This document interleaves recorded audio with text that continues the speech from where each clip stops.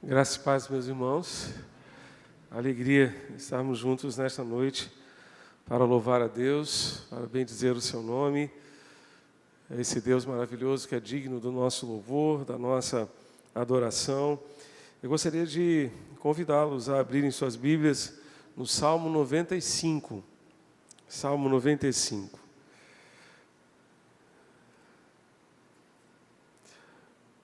Ok. Salmo 95. Eu vou pedir aos irmãos para ficarmos todos de pé e vou fazer um pedido a mais, né? Os irmãos que estão aqui nessa lateral, se puderem vir para o meio, para a gente ficar aqui junto. Os irmãos que estão lá atrás puderem vir para cá. Os irmãos que estão aqui também puderem vir para cá. E assim nós vamos estar mais próximos uns dos outros. Certamente será muito bom desfrutar de calor humano, né? Ok? Muito obrigado. Diz assim o Salmo 95, a partir do verso 1, convido os irmãos a acompanhar a leitura em suas Bíblias. Diz assim a palavra de Deus: Venham, cantemos ao Senhor com júbilo, celebremos o rochedo da nossa salvação. Saiamos ao seu encontro com ações de graças, vitoriemo-lo com salmos, porque o Senhor é o Deus supremo e o grande Rei acima de todos os deuses. Nas suas mãos estão as profundezas da terra, e as alturas dos montes lhe pertencem. Dele é o mar, pois ele o fez. Obra de suas mãos os continentes. Venham, adoremos e prostremo-nos, ajoelhemos diante do Senhor que nos criou. Ele é o nosso Deus e nós somos povo do seu pasto e ovelhas da sua mão.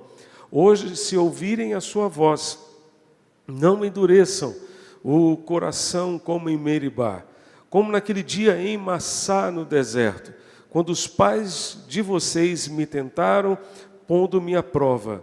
Apesar de terem visto as minhas obras, durante 40 dias estive irritado com esta geração e disse: este é um povo que gosta de se desviar. Eles não conhecem os meus caminhos. Por isso jurei na minha ira, eles não entrarão no meu descanso. Vamos orar mais uma vez? Pai Celeste, Deus bendito, obrigado por estarmos aqui reunidos para louvar o Teu nome, para meditar, refletir na Tua palavra bendita. E nós te pedimos, ó Deus, ajuda-nos a compreendê-la e ajuda-nos, ó Deus, a aplicá-la em nossa vida diária. Nós te pedimos em nome de Jesus, nosso Senhor e Salvador. Amém e amém. Os irmãos podem se assentar. Meus amados, nós temos aqui o verso 11. Eu peço que você mantenha a sua Bíblia aberta, por favor,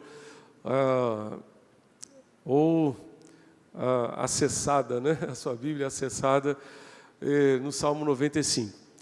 Diz aí o verso 11. O verso 11, Deus está dizendo através do salmista: jamais entrarão no meu descanso. Eles não entrarão no meu descanso. O descanso de Deus para o povo de Israel era a terra prometida.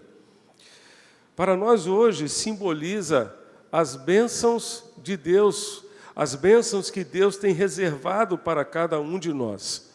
O povo estava saindo de uma história de 400 anos de escravidão.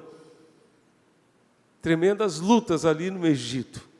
Foram anos de provações, servindo aos faraós do Egito, construindo cidades e fortalezas. Com mão forte e poderosa, Deus retirou o seu povo do Egito, destruindo esse país completamente, através de todas as pragas que enviara para libertar o seu povo. E Deus fez isso porque tinha em mente cumprir a sua promessa. A promessa feita a Abraão, Isaque e Jacó, de que daria um repouso ao seu povo, daria uma terra onde o povo poderia repousar, onde o povo não precisaria mais peregrinar de nação em nação, de espaço para outro espaço, e assim poderia descansar. Deus é fiel em cumprir as suas promessas. Amém, irmãos? Deus é fiel em cumprir as suas promessas. Quando Josué estava chegando ao fim da sua jornada, ele reuniu o povo, e isso está em Josué capítulo 23, você pode abrir a sua Bíblia? Josué 23, verso 14.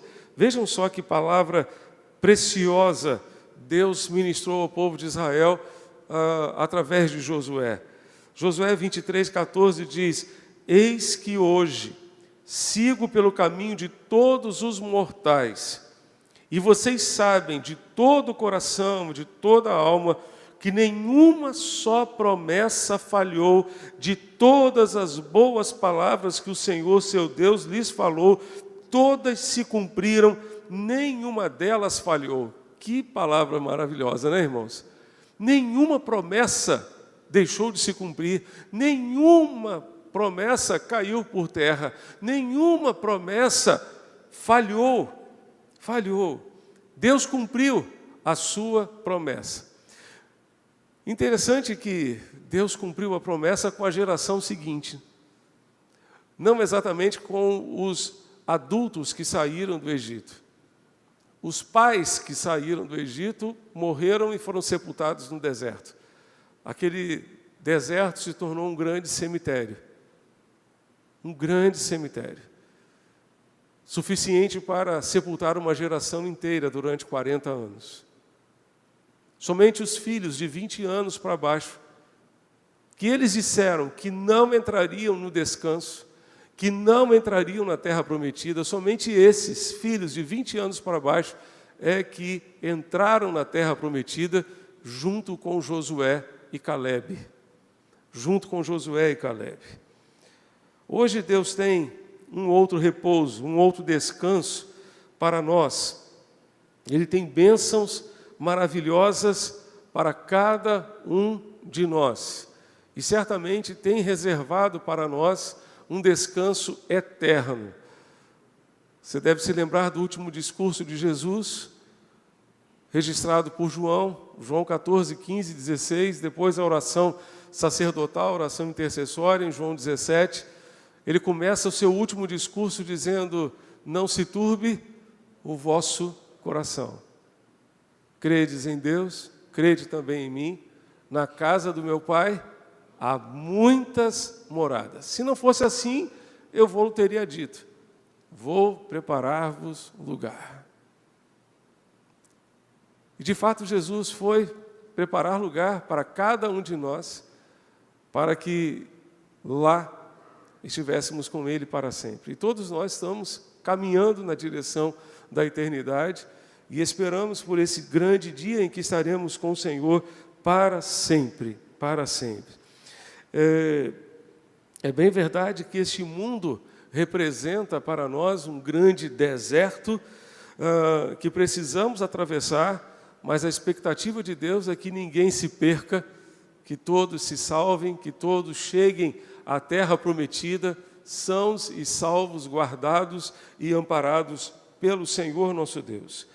Se nós queremos tomar posse desse descanso eterno, mas antes disso queremos tomar posse das bênçãos que Deus tem reservado para nós, precisamos atentar para algumas atitudes que o salmista nos apresenta aqui neste texto.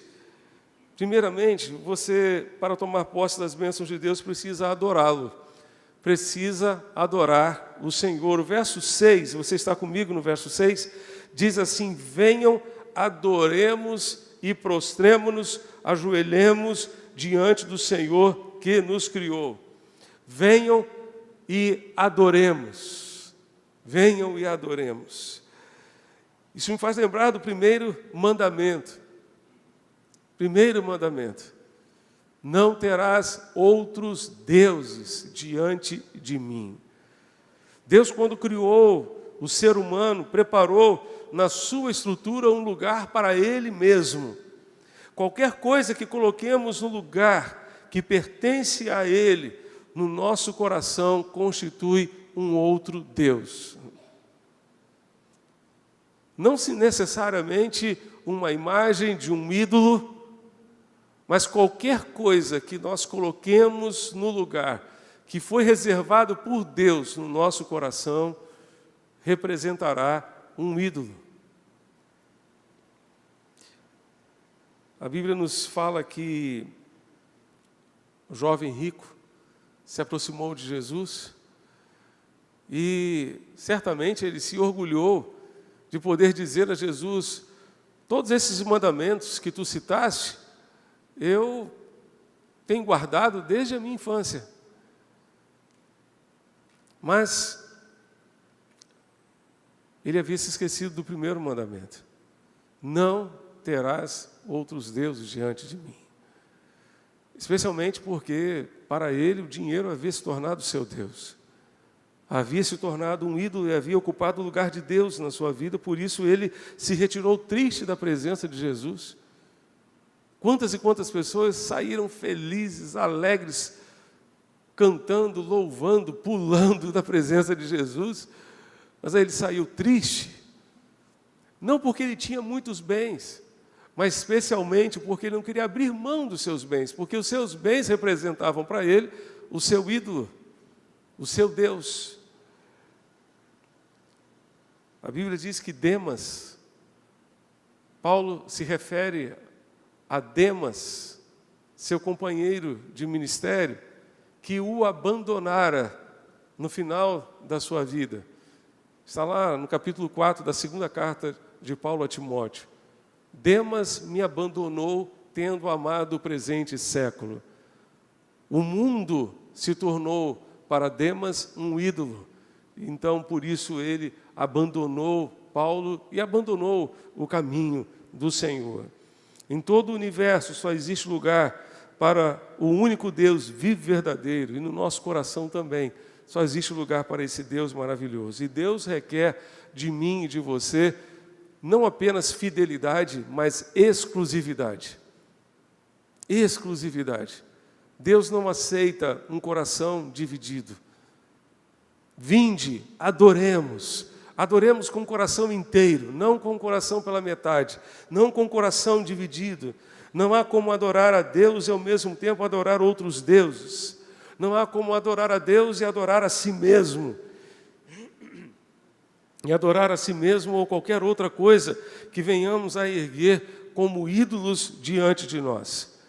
Deus, somente Deus merece o nosso culto, merece a nossa confiança, merece o nosso amor, merece a nossa dedicação e a nossa fidelidade. Quando a lealdade e o amor a Jesus ocupam qualquer outro lugar que não o primeiro, nós estamos tendo um outro Deus e certamente entristecemos o coração de Deus. Deus quer exclusividade para as nossas vidas. Certa vez, quando Jesus estava sendo tentado, o nosso adversário ofereceu todos os reinos do mundo em troca de uma adoração. Tudo isso te darei, se prostrado me adorares, disse Satanás a Jesus. Jesus disse: somente a Deus devemos adorar. Somente a Ele devemos prestar culto. A mais ninguém. A mais ninguém. Jesus resistiu à tentação e afirmou que só Deus merece a nossa adoração. João, escrevendo a sua carta, é muito interessante a primeira carta de João, porque é uma carta que trata especialmente de relacionamentos. E João termina a carta, 1 de João, capítulo 5, verso 21. Ele termina a carta dizendo: filhinhos, guardai-vos dos ídolos. Guardai-vos dos ídolos. Especialmente, como disse certo teólogo, porque os ídolos podem ser de metais, mas podem ser mentais. Nós podemos construir ídolos na nossa mente, no nosso coração, que vão ocupar o lugar de Deus, que vão substituir o único Deus vivo e verdadeiro na nossa vida. Guardai-vos dos ídolos, disse João. Desta forma, conseguiremos oferecer a Deus a adoração que Ele merece. Quando adoramos, dizemos que Deus é o nosso Deus e que Ele não é simplesmente o Deus de outras pessoas. Ele é o nosso Deus. Ele não é simplesmente o Deus de Abraão, de Isaac e de Jacó. Ele não é simplesmente o Deus de Moisés, o Deus de Daniel, de Sadraque, Mesaque e Abednego. Ele é o nosso Deus. E por isso nós o amamos, e porque o amamos, nós o adoramos. Se queremos tomar posse das bênçãos de Deus, adoremos a Deus com todo o nosso ser, com todo o nosso coração. Mas se queremos adorar a Deus com todo o coração, nós precisamos nos prostrar e nos ajoelhar diante do Senhor, o nosso Criador, diz o verso 6. Prostrar-se, ajoelhar-se diante de Deus, reflete simplesmente humildade, reflete dependência de Deus, reflete certamente o nosso reconhecimento de que Deus é Deus e nós somos seus servos. Quando nós nos prostramos e nos ajoelhamos diante de Deus, nós fazemos isso com humildade, na certeza de que Deus resiste ao soberbo, dá, porém, graça aos humildes de coração. O soberbo, ele conhece de longe, mas o humilde é aquele que depende de Deus, é aquele que certamente se prostra diante do Senhor. E ainda o texto continua dizendo no verso 8, versos 8 a 10, não endureçam o coração como em Meribá, como aquele dia em Massá no deserto, onde os seus pais, os seus antepassados me tentaram, pondo-me à prova, apesar de terem visto o que eu fiz. Durante 40 anos fiquei irritado contra aquela geração e disse, eles são um povo de coração ingrato, não reconheceram os meus caminhos. Se nós queremos tomar posse das bênçãos de Deus, amados, nós precisamos de um coração quebrantado. Porque Davi já dizia que ao coração contrito e quebrantado, Deus não desprezará. A um coração contrito e quebrantado, Deus não desprezará. Por isso o texto diz, não endureçam o coração. A dureza de coração, meus irmãos, ela certamente bloqueia os nossos relacionamentos. Jesus disse que o divórcio é produzido, é provocado pela dureza do coração. A dureza do coração bloqueia nosso relacionamento com o próximo mais próximo, quer seja um cônjuge, quer sejam filhos, quer sejam irmãos, pessoas que vivem debaixo do mesmo teto, pessoas que foram criadas na mesma família. Eu lembro da história de 2 irmãos gêmeos, que não se falavam há anos.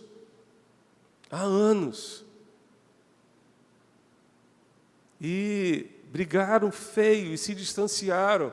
E as 2 esposas que estavam num processo de tentativa de promoção de reconciliação. Dureza do coração afasta as pessoas, mas afasta-nos de Deus também. Impede-nos de experimentar aquilo que Deus planejou para nós. Impede-nos de experimentar aquilo que Deus reservou para as nossas vidas. O texto diz, não endureçam o coração, não endureçam o coração. O povo de Israel, meus irmãos, foi um povo de coração endurecido, um povo de coração obstinado, a ponto de Deus dizer no verso 10,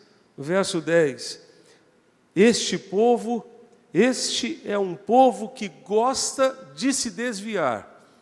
Essa é a versão Nova Almeida atualizada. A versão Almeida Revista e Atualizada traduz da seguinte maneira, este é um povo que erra de coração. É como se Deus estivesse dizendo assim, este é um povo que erra intencionalmente. Eles sabem o que eles estão fazendo. Eles têm noção de que eles estão fazendo. Mas mesmo assim escolhem errar. Mesmo assim decidem errar. Por isso que é um povo de coração obstinado. Um povo de coração endurecido. Endurecido. Sacrifício agradável a Deus é um espírito quebrantado. A um coração quebrantado e contrito, Deus não desprezará. Deus não despreza um coração quebrantado e contrito. Um coração quebrantado reconhece os seus erros. Um coração quebrantado se arrepende dos seus pecados. Um coração quebrantado não resiste à obra de Deus. Um coração quebrantado é maleável à obra das mãos de Deus. Mas o texto continua nos ensinando que para tomarmos posse das bênçãos de Deus, nós precisamos dar ouvidos à voz de Deus. No finalzinho do verso 7, você pode verificar aí para mim, o verso 7 ele vai dizer: hoje, se vocês ouvirem a sua voz, não endureçam o coração, como continua o texto no verso 8.